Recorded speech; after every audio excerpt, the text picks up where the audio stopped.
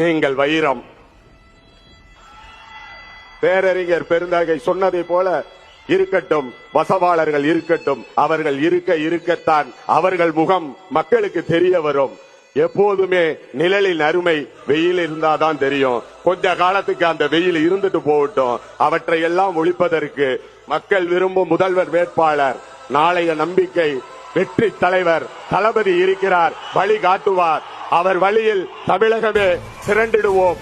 தன்மானம் படைத்த தமிழகத்தை, எவருக்கும் அஞ்சாத தமிழகத்தை, எந்த பாசிச பாயாசங்களுக்கு அடிமையாகாத தமிழகத்தை, மத போர்வையில், சாதிய போர்வையில், எந்த போர்வையிலும் ஒளிந்து கொண்டு நம்மை அடிமைப்படுத்தாத ஒரு சமுதாயத்தை, எழுச்சியை நீங்கள் உருவாக்குவீர்கள்.